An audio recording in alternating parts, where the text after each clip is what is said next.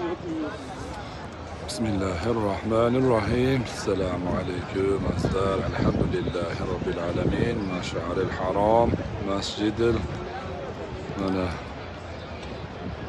Mash'aril harom masjidda oldida alhamdulillah Muzdalifada dam olib istiroha qilib alhamdulillah hojilar bilan Arofatdan keyingi alhamdulillah ibodat vojib amal Muzdalifada turishlikda Allah bizlarga buyurdi.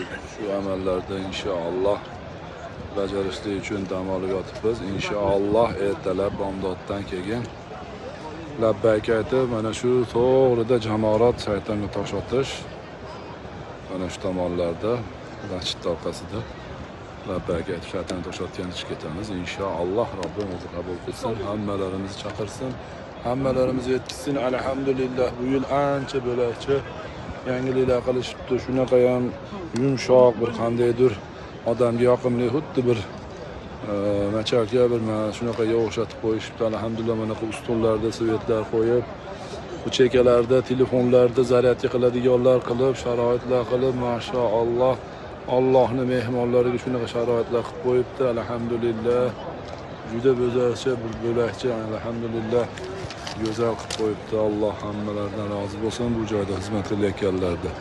Assalomu alaykum va rahmatullohi va barakatuh. Ertangi Eid Adha Qurbon hayiti muborak bo'lsin. Men soat binoda alhamdulillah surat yoqib, ya'ni uzun nur yoqilib, har odatdagidek inshaalloh hayit bayrami kelganligini inshaalloh belgisini berib turadi.